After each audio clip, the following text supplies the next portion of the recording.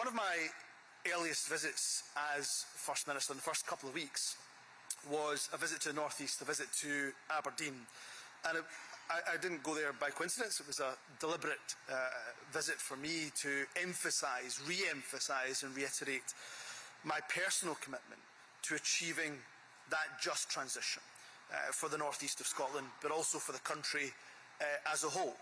And I know that economic change can often bring uncertainty to many parts of the country, but the North East perhaps in particular.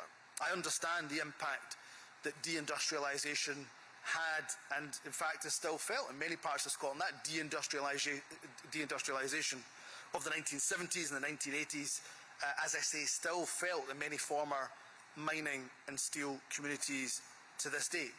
So I'm certainly determined from a government perspective, from the government that I lead, that we will not abandon those in the oil and gas industry now in a way that I'm afraid the UK government abandoned those coal miners and industrial workers in the 70s and 80s. There's a reason we call it a just transition. There's nothing just, there's nothing progressive around throwing workers in the scrap heap, plunging them and their families potentially into poverty. And that's why the work that a number of our key partners are doing, a number of those in the offshore industry, a number of those in the oil and gas sector are doing in relation to decarbonising, to ensuring that we have the skills academy to shift from fossil fuels to, of course, the green economy, is work that we fully support in its entirety.